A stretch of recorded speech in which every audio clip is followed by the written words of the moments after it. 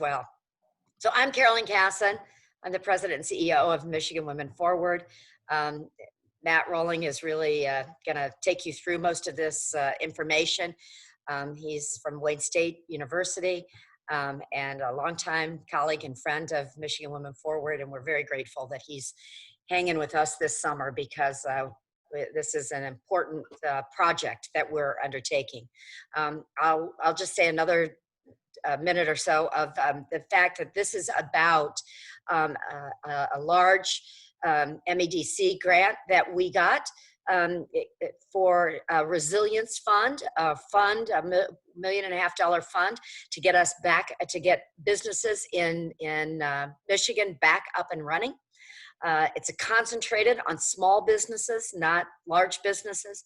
We're really focused on making sure that those of you who are out there who have been struggling during the COVID crisis can recover. And so we're going to talk about that. How do you recover? And what do you need to recover? We're in the process of providing those of you who can make it through the paperwork with grants and with loans, small grants and small loans that will get you back up and starting as a business. So we're going to talk about what will get us to say yes, what will keep us from saying yes to you, and we hope that all of you will make it through the process with us. But we have heard from some of you that the process is harder than it looks or than we thought it was, and so that's why we've asked Matt to kind of walk us through it. What else did I forget to say, Matt, that you told me to say?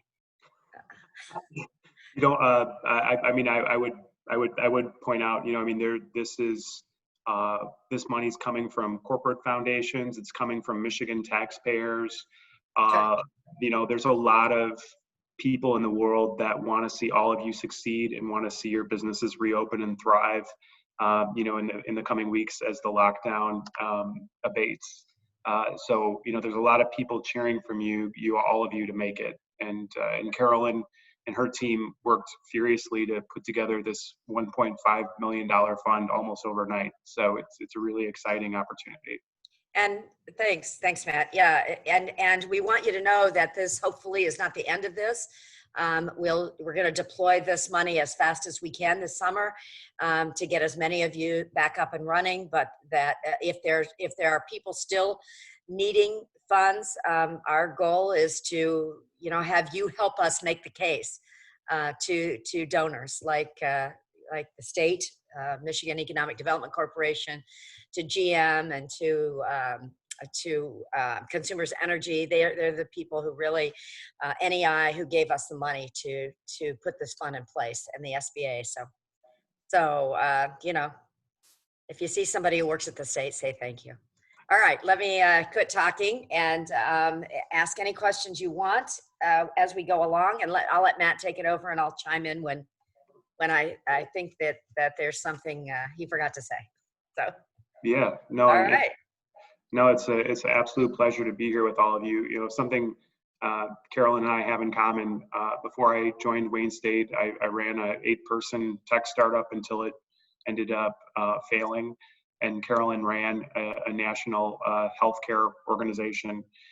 So we both understand how busy you are, and we understand how much anxiety you have right now during such a tumultuous period in our history, frankly. And so when she says that, you know, you tell us if this product isn't suiting your needs, you know, after we spend time today fully explaining it to you, if you still don't think it's fitting your needs, you let us know, and we'll do our best to try and make it better. I won't make any wild promises on behalf of other people, but you know, the whole point of this fund is for us to put it in your hands as soon as possible, so that your business can thrive. All right. So as Carolyn mentioned, the first thing that we'd like to talk about with you today is who's eligible to apply for this fund. You know, we want you to feel really good about this. We want you to feel really good about referring it to your friends and peers. I'm sure a lot of you know a lot of people in your lives who are also small business leaders, right?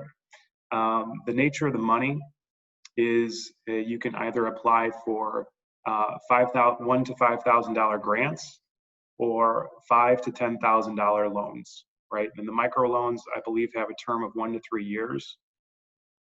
There's no deadline on this fund, and so Carolyn and myself and her team are going to spend the next couple months working as hard as we can to get this money out the door to eligible businesses as fast as we can, right? Because for all of you, the faster that you get this money in your hands, the easier time you'll have replenishing your inventory, rebuilding your payroll, or otherwise pivoting your business so that you can adapt to the new world order.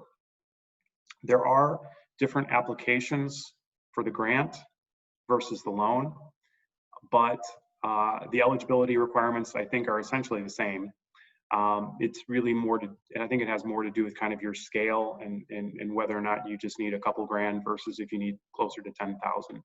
So, and we have had a lot of people apply for both, and applying for one over the other doesn't prohibit you from being approved for one or the other. So if you think you need 15,000, apply for both, and you know, kind of let us tell you that you may or may not be eligible for one or the other. But the one thing we've had that's been confusing to people, I think, and we probably didn't explain it well enough, is that if you apply for one, you aren't automatically applying for the second one. You have to apply for both. Sorry.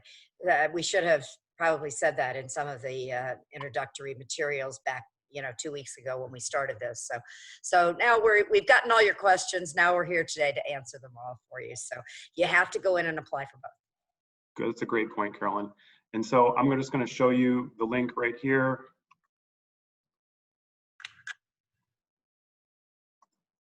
And so you can send this, you can use, if you haven't already applied, you can apply, or you can share this with your friends, right? And you're, oh, there's our webinar right here, right? So you have to, as Carolyn mentioned, there's all the large organizations that helped fund this, right? So there's a link here in the presentation for you, and share it far and wide, right?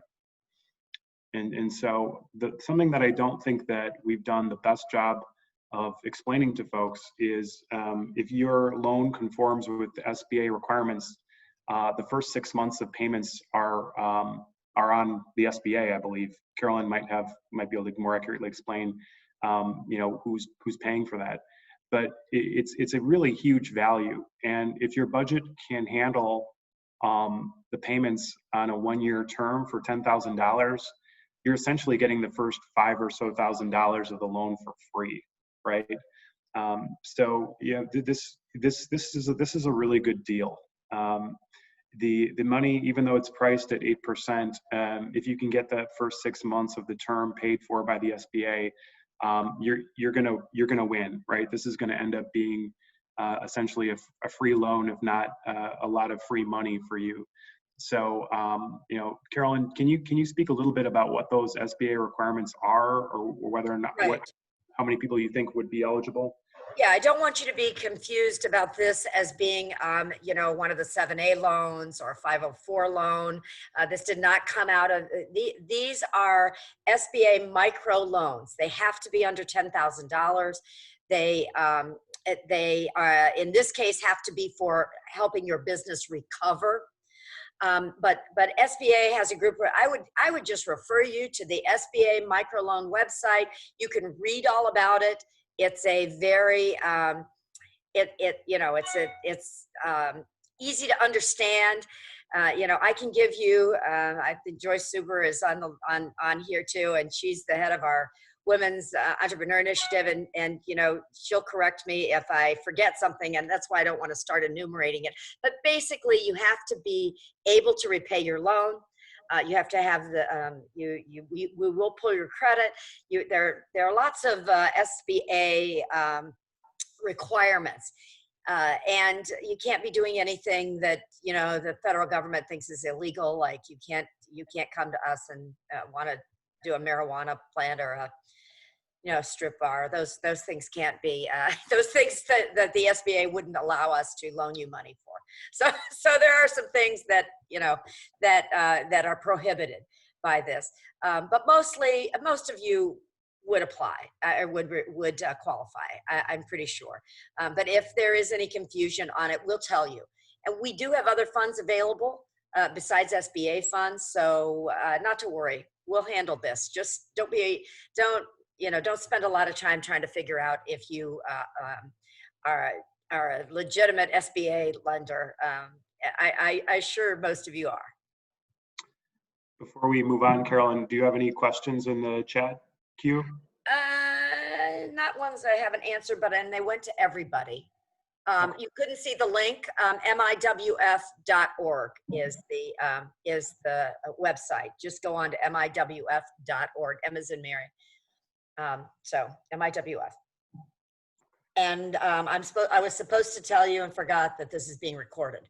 So you can go back to it and refer to it if you want. Okay. I will refrain from any profanities. Okay, so we talked about how this came about and why we think it's a great deal for all of you and why we think you should apply and why you should encourage your friends and peers that are small business owners to apply as well. Now let's talk a little bit about eligibility.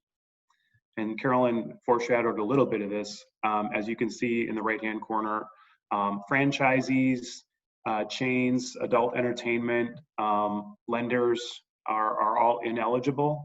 But otherwise, any industry or NAICS code that you operate in, odds are you're eligible for the resiliency fund. On top of that, you need to be registered to conduct business in the state of Michigan, and you need to be able to provide proof that you're in good standing, and you need to be able to show that your business has been negatively impacted by lockdowns from the coronavirus, right? These are, I think, Carolyn, these are not negotiable, right? These are not negotiable. So when you're thinking about eligibility, if you're not in good standing, if you're not registered in the state, or if you haven't been impacted by the virus, you can't apply, right? You need a LARA certificate, LARA. You need a LARA certificate. Go on the state of Michigan website. If you haven't registered your business, it's inexpensive. Register your business. There's no harm or penalty, although the government will follow up with you to find out if you're still in business. They want to keep an accurate list of businesses, but make sure you get a LARA certificate. Yep. And this last piece is the SBA question about whether or not you qualify as a small business. And I just clicked on the link, and it's a really handy, user-friendly tool that kind of walks you step by step through the small business's parameters about whether or not you qualify, right? So really user-friendly. Hopefully this should be pretty crystal clear to all of you about whether or not your business would be eligible. There is a good question in the chat room, Matt, about a business that hasn't been open quite a year. When MEDC, when we were talking about this fund, MEDC really, we both agree on how to get paid. Oh, I don't have a problem with that. Hey, Naya, can you put us on? Over the years, actually, I'll say this, not even sometimes, I've heard people say, I can't stand that motherfucker, but we make money together.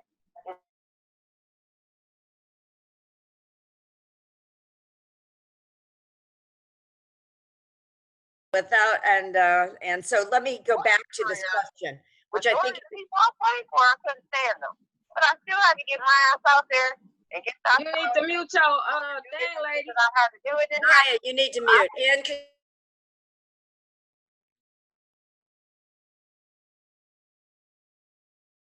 and I went on about my business. That's a real problem that many people have come into. They've been open almost a year. What we're really trying to, I clarified this with the MEDC the other day. What they're really, the year isn't some magic number for them.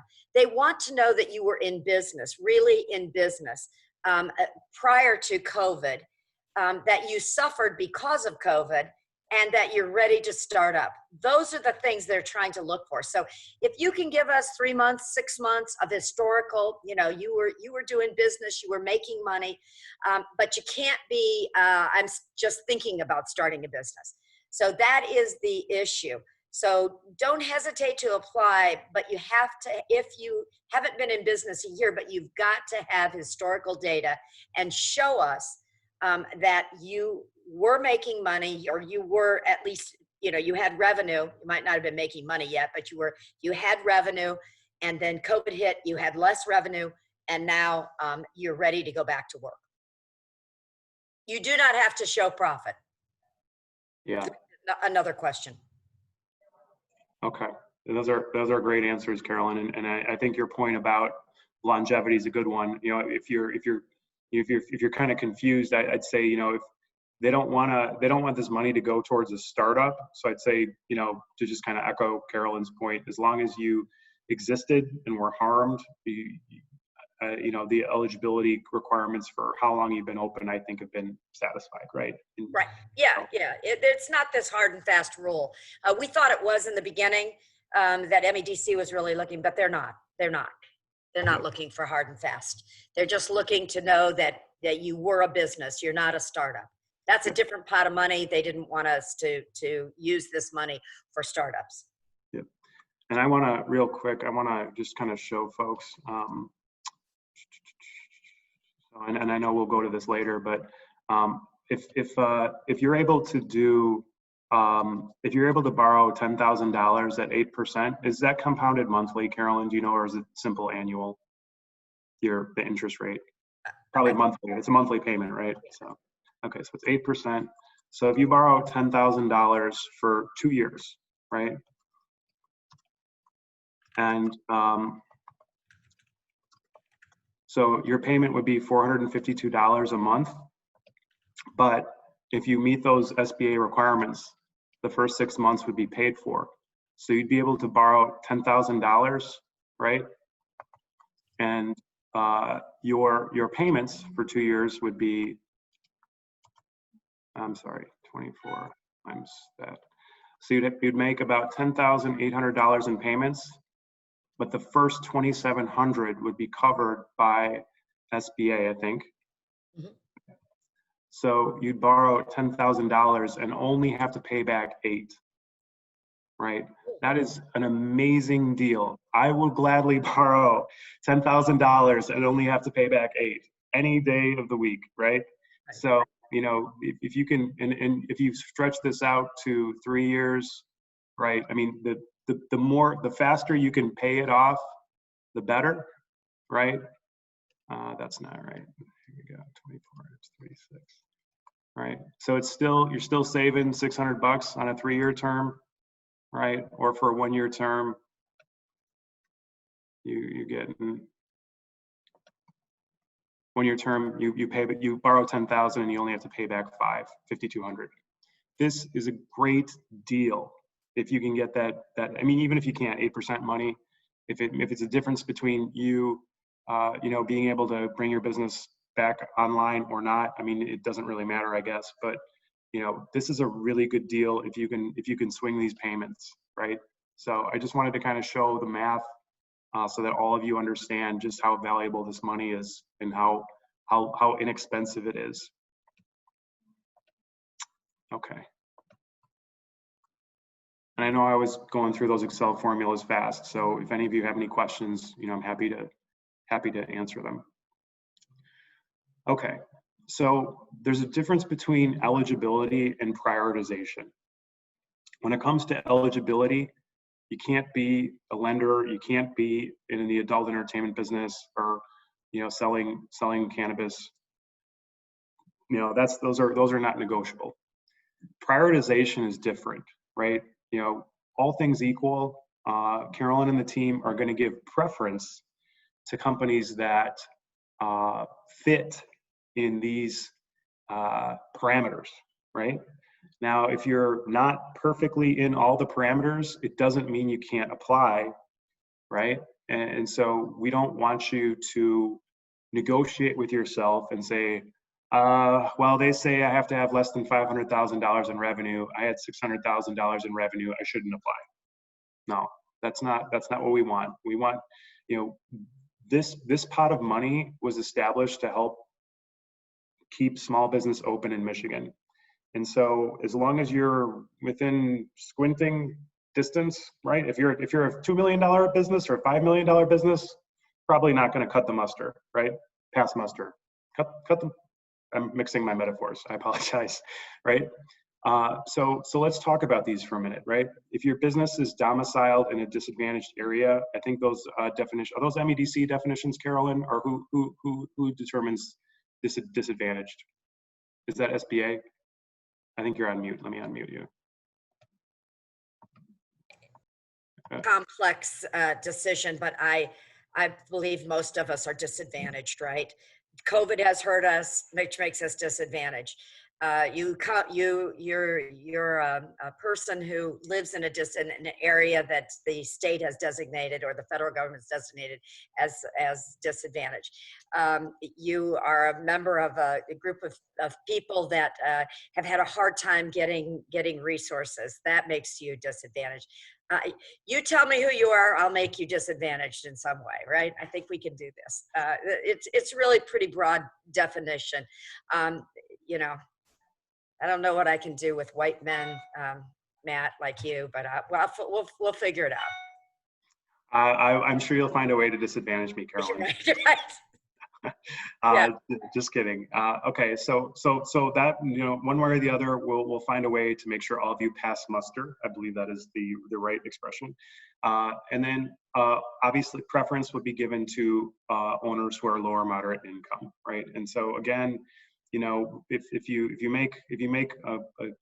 been historically making a good living, you know, don't let that stop you from applying. I don't know if there's a magic number that Carolyn's looking for, you know, so you know, don't let that prevent you from applying, right? Same thing with the scale of your business. You know, 500 grand in revenue or 50 employees is the guidance for preference, right? And so the closer you are to those thresholds, the more preference your loan might be given. So food for thought. Not something that categorically should stop you from putting your name on the list, putting your application in. Same thing. Last preference point is if you're unable to get credit elsewhere, right? And no one can get credit anywhere right now, right?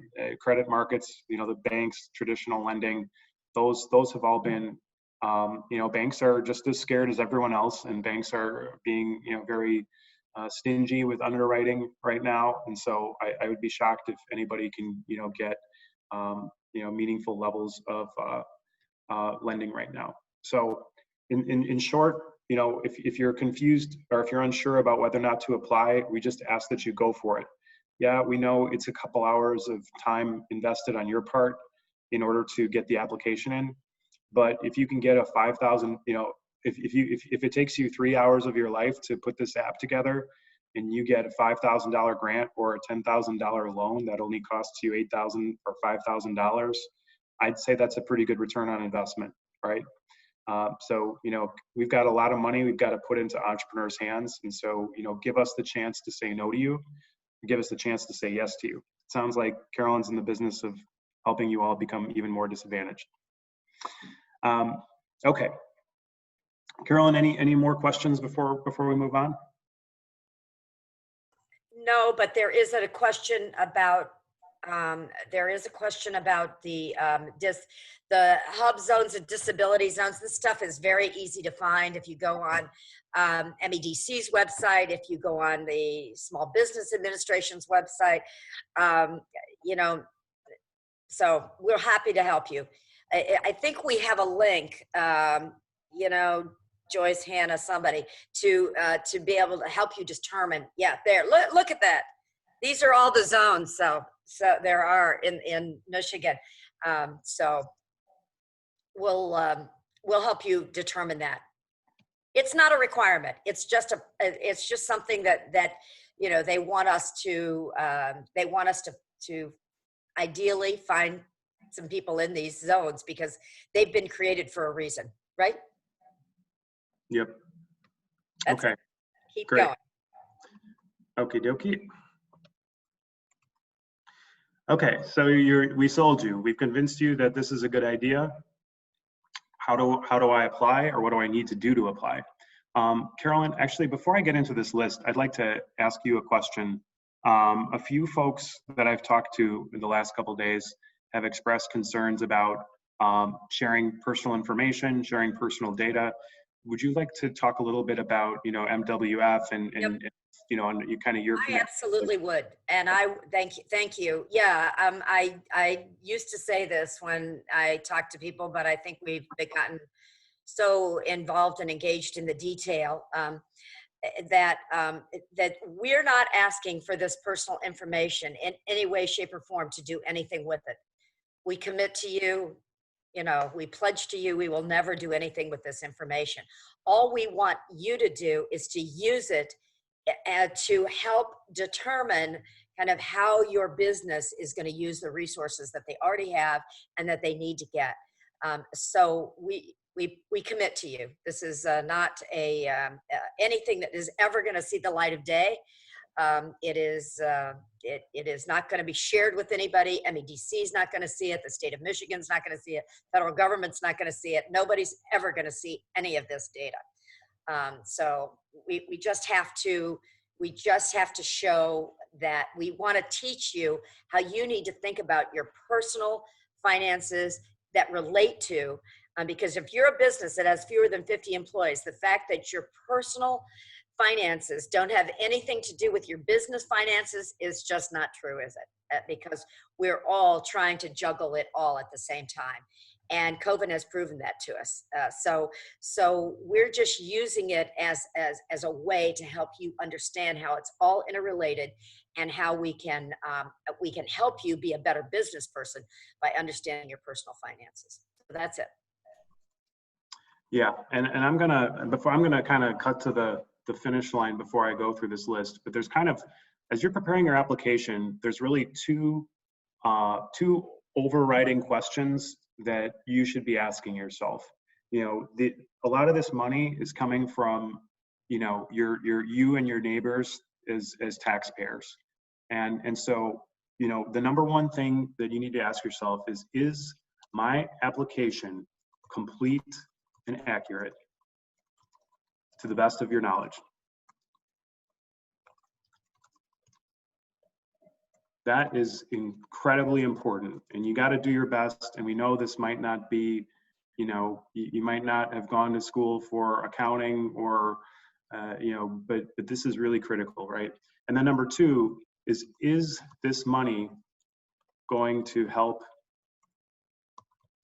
keep my business open and thriving, right? That's kind of, there's a technical, there's a technical is probably the wrong word. There's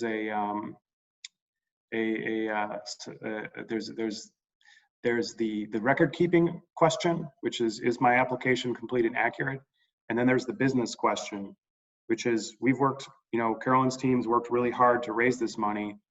The expectations of the people that put the money in the pot is that, her and the committee that oversee it are going to give that money to people who needed to keep their doors open, who needed to pivot to adjust their business's operations to, the new world order, and that their applications that are robust and complete and accurate.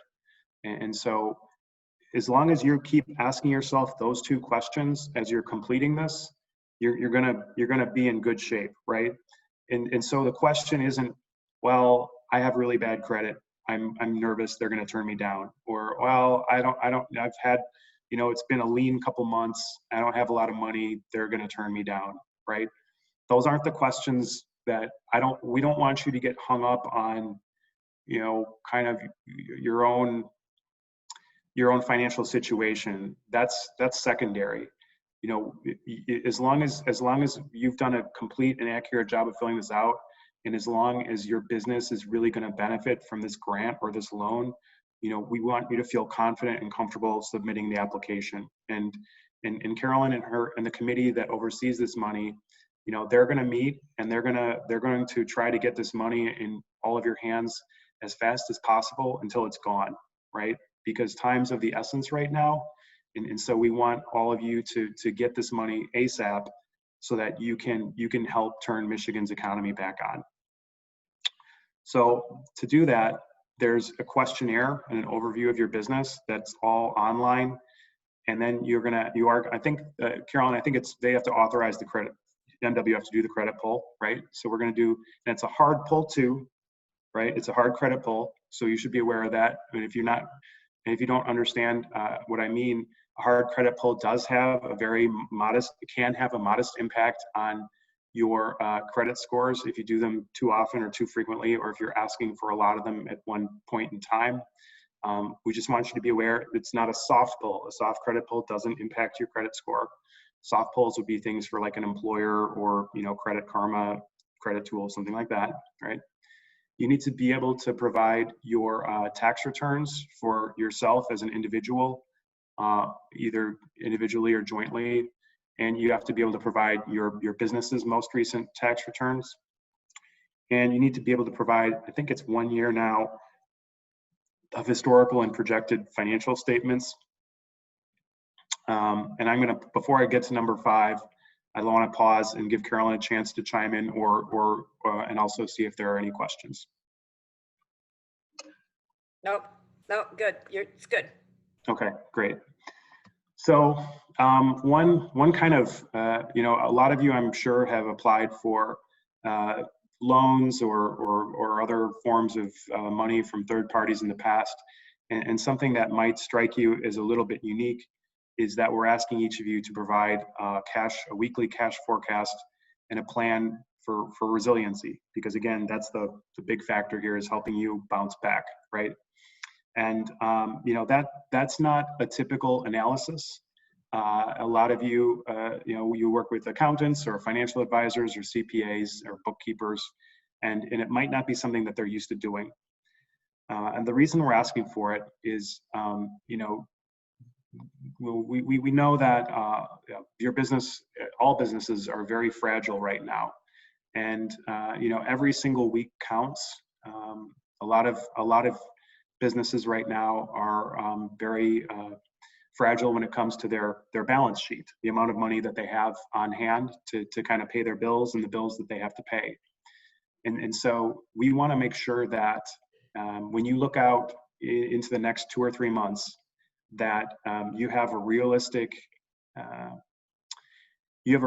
assessment of how your business is going to perform, right? And how liquid, how solvent, how much a capacity you have to pay your bills and to bring cash into the business, so that if the MWF team decides to give you a grant or a microloan, that they feel confident that you are going to be able to use the money to keep your business alive and thriving, and to help it, you know, adapt to this new world, right?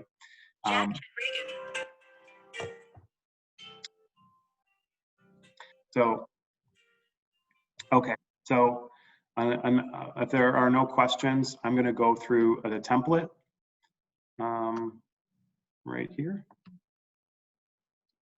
So there's 3 tabs to this Excel file. 2 are cash flow, weekly cash forecasts for your personal household and your business. And 1 is recovery for your business for reopening, right? And I'm going to start with the recovery. One point of order for all this is that the amounts that you put into the recovery tab, they shouldn't double dip or double count with dollars that you put into the weekly cash forecast. I would think about this tab as the investments that you need to make for your business to change, to adapt to the post, you know, lockdown world.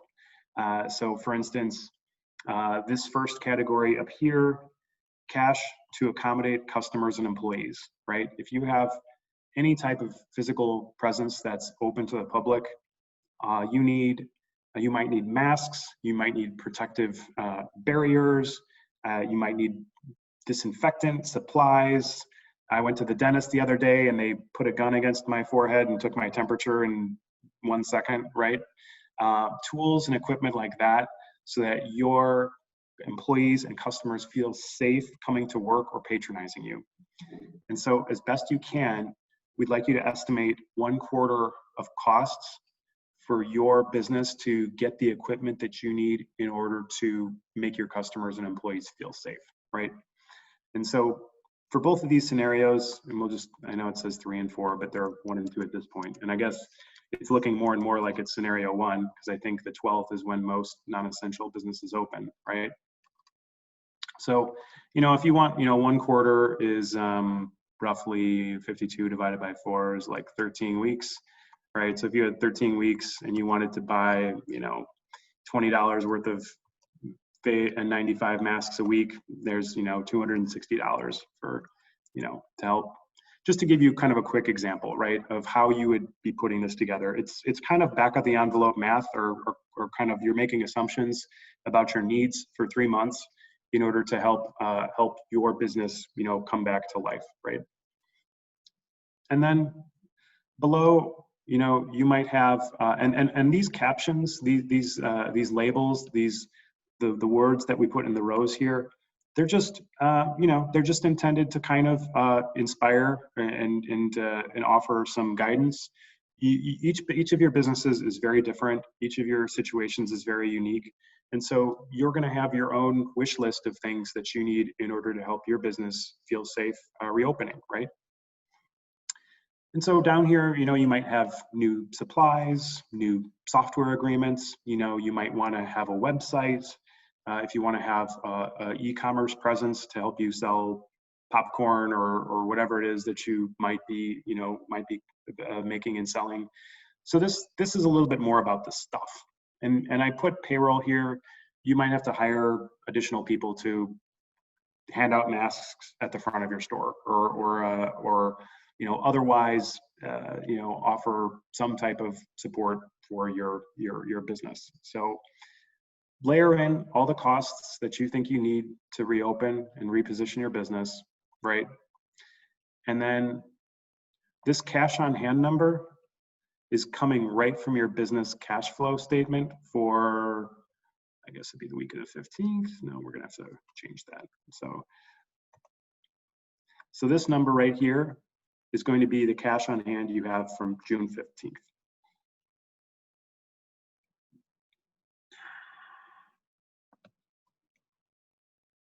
And then it's going to automatically pull in. And the same thing for June 29th. And we know that a lot of you might not, have had a lot of experience with Microsoft Excel. And so we're happy to try and help support you as best we can so that you can get these applications complete, right? And then again, these other categories are really just intended to, help you brainstorm other ways that you might raise capital in order to help your business get back on its feet. You might sell assets, you might have other grants, you might have other loans that are going to help you put money back into your business so that you can, get back on your feet, right? So these two cash flow statements, we recognize that when you're a small business owner, the fortunes of your household and the fortunes of your business are very closely connected, right? And so one way to think about this is you probably have separate bank accounts, or hopefully you do, for your business and your household, right? And so for your household, for that bank account, we'd like you to fill out this sheet. And for your business, we'd like you to fill out this sheet. And these documents are, don't overthink these too much, because the goal here is to just show when the cash is going to come into your bank account and when the cash is going to clear. And the reason that we want that, and I'm sure a lot of you have been, maybe some of you have been experiencing this the last 2 months, but you don't go bankrupt in a day. I'm sorry, you don't go bankrupt in a year or a month or a week or a quarter. You run out of money in one day. There's one day where you have your mortgage servicer pulls $800 out of your account on the day when you have $600 in the account, and you're out of money, right? And so you know, for your business, that can mean the day that, you know, your creditors could force you into bankruptcy. And not to be severe about it, but it's true, right? And so the closer that you can keep an eye on and monitor your cash, the better. Because if you can see that day coming 6 weeks out into the future, it's a lot easier for you to make changes. You cut costs, raise new cash, whatever it is you need to do to stay alive. And that's the name of the game, right? Every single additional week that you can extend your runway, your cash runway, and stay alive is one more week closer to people getting more comfortable going outside, one more week closer to a vaccine, one more week closer to people, you know, being comfortable eating at restaurants again, whatever the case might be, right? And so when you put this together, right, in your beginning cash balance for Monday, you're gonna, if you have, let's just say for the sake of argument, you have $2,500 in your checking account on Monday. See how that just kind of ripples through? And then for your household, you know, you might have unemployment or Social Security or other income. And let's say that every 2 weeks you have a spouse and they, I don't know, make, you know, $1,250 net. We'll just make it a weird number, right? Every 2 weeks they get paid $1,254, right? And so you can see that start to kind of populate. Oop, I did it too far. Right? And so that's the household cash available for you guys, for your household the next, you know, next quarter. And then let's say on the first of the week, you have $800 rent due, right? And so each first of the month, you know, you have your $800 rent check due. We'll just say it's the first day of the month, yeah, just for the sake of argument, keep it simple, right? Right. And so now you can see the cash coming in and the cash going out of your house, right? You drop in water, sewer, internet, home maintenance, cell phone, car insurance, gas, etc. Right? You do that and you're going to really quickly see, let's just say, I don't know, childcare, let's say it's, you know, $250 a week. If that's off the mark, I apologize. I don't have children, so I'm not super familiar with the economics of childcare right now. You get the idea.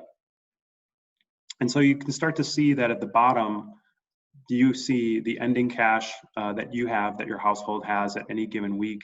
So you have a very, very clear picture of whether or not you're going to get in the danger zone and you might run out of money, right?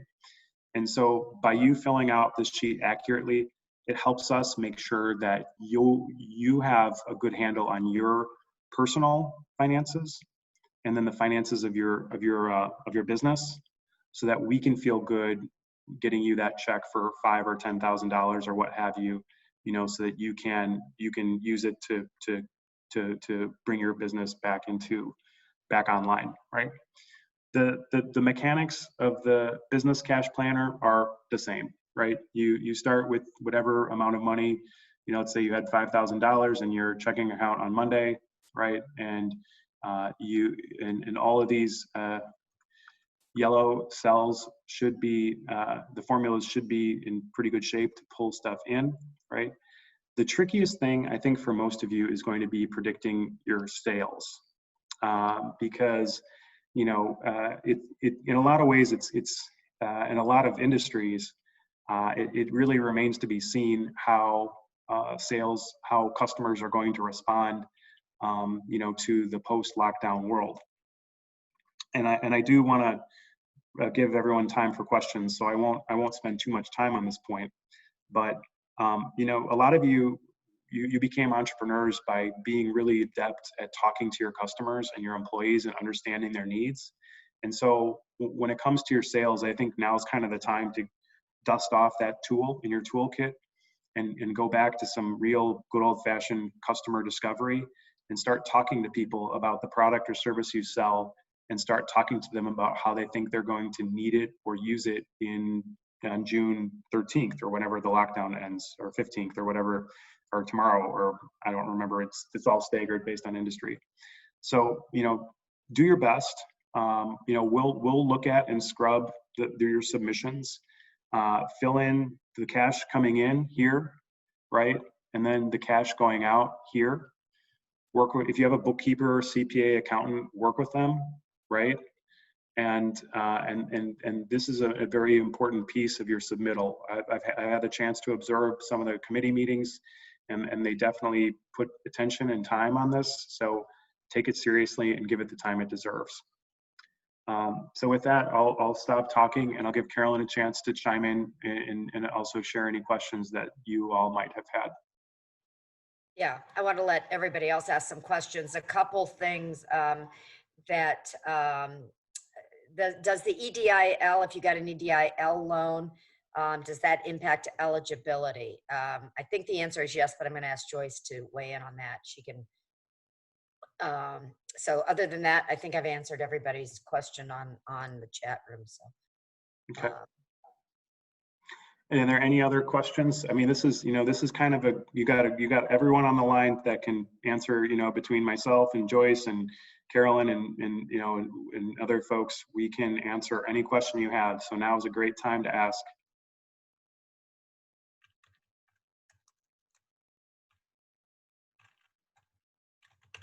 Oh, that's a good question. I think, these things, the only issue with these Excel templates that are weekly is they get stale super fast. And so we want you to project whenever you're submitting, we want you to project 13 weeks out from the time you're submitting.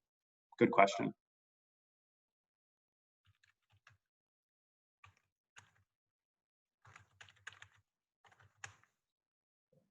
Good. Good. A lot of great questions online. It's hard to keep up. If you have access to personal line of credit, but the interest rate is higher than this with no potential loan forgiveness, do I have to exhaust that first? I don't think so. I mean, if you have more expensive money elsewhere, I would try to get this first if it's cheaper money, if it's lower interest rate, right, Carolyn? Yeah. Yeah. Yeah.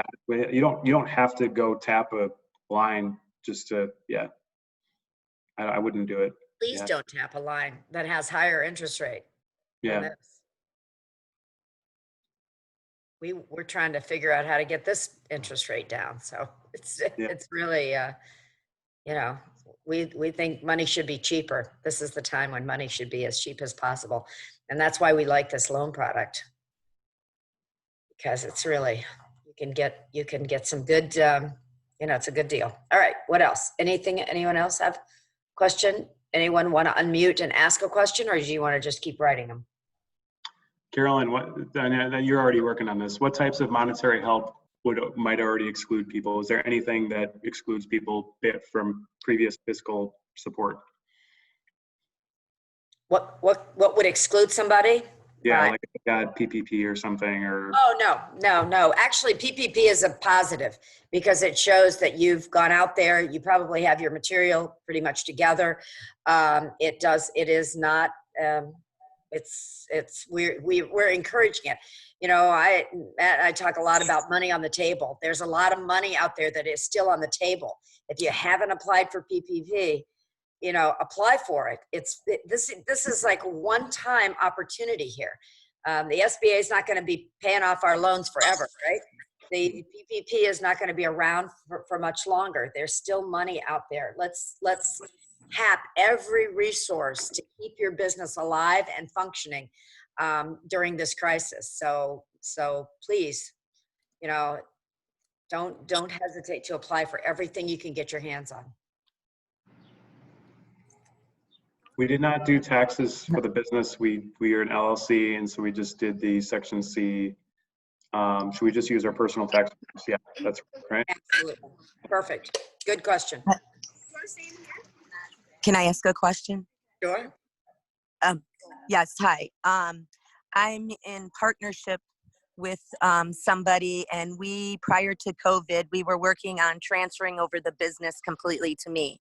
But because of COVID, we haven't gotten through all the paperwork of that or done the banking or anything. I've been unsuccessful at getting grants and loans because all the paperwork is in her name.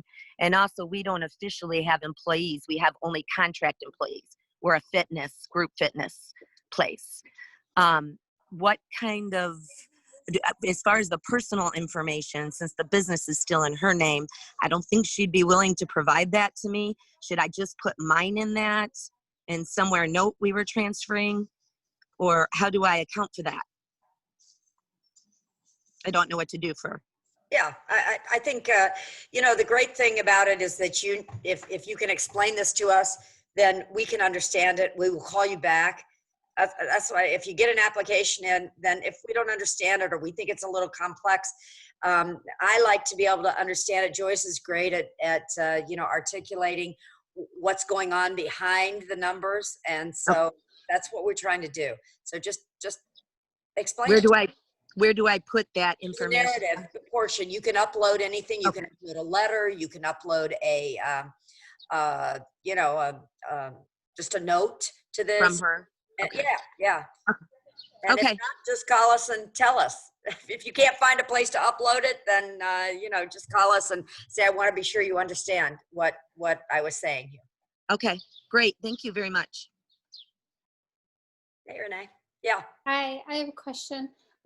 First of all, we did receive PPP funding in the EDIL, but they didn't qualify my income or self-employment under our K-1s, only because on our tax line 14A, we're an S corp, and that's where you include your partnerships. But the problem is that I'm 100% owner, so I have no partnerships, so they wouldn't qualify us as our own employment. And then unemployment wouldn't qualify me as a self-employed because I'm an S corp and I file a K-1 annually. So I'm in that catch-22 where yes, my employees were covered, but I'm running the business for free and have been since February 15th.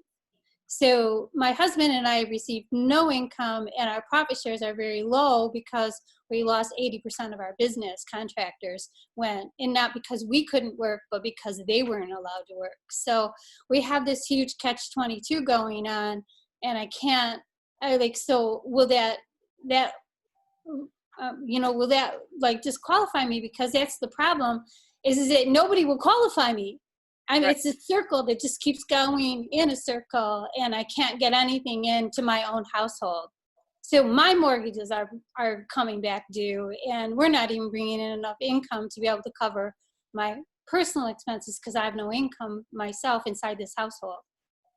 I would apply, frankly, I'd apply for the grant first rather than the loan and explain that. And because even with the SBA loan, I was refused on that one too, according to the same situation, because they're like, you already got PPP funding. I'm like, no, I didn't. But personally, I didn't. And then when they went back in to reapply and ask for, Eastern Michigan Bank did this, and I believe it's because our territory, because we're in the thumb area, is very small, and so they only get X amount of dollars to be able to spend, and the bigger companies, of course, are going to get the money first, so they run out really quick. I would apply for a grant if I were you, and Okay. and articulate all of that. That's a compelling story. I mean, because there's nowhere they to had in put that mind. information on my applications. I can't explain it, and then everything's online, and they don't give you a chance to respond. I'm like, wait a minute. So that, and then is the deadline of the applications is, I find that a lot of times the money runs out before I can even get the application deadlines filed. I mean, we filed all our taxes out early just because of this. There's no deadline. I'm going to do everything in my human power to not only get this money out, but also to raise more. So and I broke my arm. So there's at this point, there's no deadline. It takes me 4 times longer to fill out anything because I'm one finger. Oh, wow. So that's been even worse. Oh, sorry. Yeah. And I did have one more. The cash flow, is that included in the packet? Is that Excel? Because I've been having a hard time trying to get a hold of a good cash flow, one that's not too complicated. It's a great cash flow tool. Yeah, I thought so. That one looked a lot easier than the one. It's pretty close to my Microsoft one. Okay. All right. Those are my only in the application. You just have to click on it. Okay, thanks. Oh, and I did submit our information with Renee's Incorporated, but Chelsea Heavy Equipment Repair, but I'm not sure if you even recognized us. Okay. With the MWF. So you should have all our information there. already. All right, I'll look for it. Okay, thanks. Thanks. Can you send out a link? I'm sorry. I had to leave for another meeting and I just got back in. So will you send a link of the recording so I can go back through it? And because my question was, I had put in for a grant, but I was looking at those loans. Do you have to have employees for those loans? No. No. I see head shaking. No. Okay. So that's something I might be able to add with the grant to bring me to the point where I can actually make it through. Right. Yep. Thank you. And I think right now we probably, Carolyn, do you know how many grant apps do you have right now? No, I don't know, A lot? 900 something. It's huge. 900? Yeah, the grant money will be spent before the loan money is spent. Yeah. And so if you think, let's just say for the sake of argument that the pot's half grant, half loan, the grant money is essentially gone. But the loan money, I think we probably got about 120, 130 apps. So your odds of getting the loan are probably a lot higher than they are the grant. So just Right, but remember, I would like it. I want there to be more people in the pipeline because that's what I'm gonna take every single one of your applications, not literally. I mean, this is figuratively, back to the state, back to the people who have funded this, and say, we're not done yet. Replenish this fund. yeah. So it's important that we all work together and help each other. Yeah, there's nothing screams we need more money more than a backlog of right. applications. Right. So that's my commitment to you is that everybody who's applied will get their application reviewed, and we'll let you know one way or the other. And if there's not money in, I'm going to take them all figuratively to them, and think of it as laying them down in front of them in a great big stack. But I won't really do that. Yeah. But that's the idea.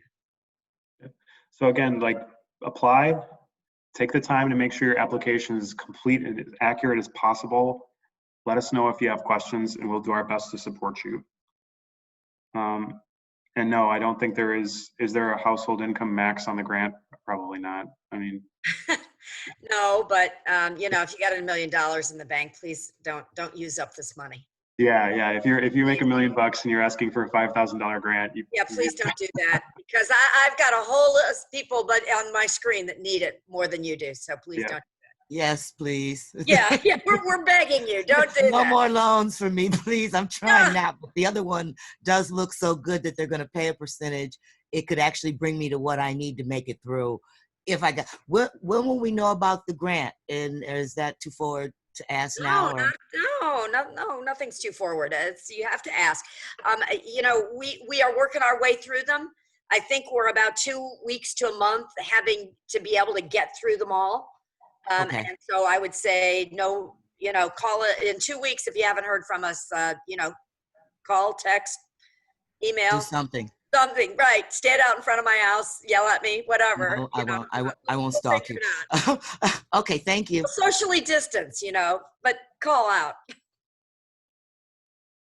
All right. Anybody else have any burning questions? I don't know what happens to the ones that we didn't get to on the, there's a couple I didn't get to on the chat. So don't hesitate to go to our website, info@miwf.org. If you want to ask another question, you want to get more information. I gave out our telephone number on the chat room, so go through the chat and get that. I also gave out, and Matt was kind enough to give out his, put Matt on speed dial, and he can answer any question about that. He created that's the spreadsheet. So yes, so you can curse my name. All right. Thank you, everybody. We don't want to keep you. We know it's a beautiful day out there. Beautiful Michigan day. Let's get the money. Let's get our businesses back up and running, and let's restore, this summer. Okay, let's get this summer back. All right. Thank you, guys. Thanks, everybody. Bye-bye. Thank you. Thank you. Thank you. Bye-bye.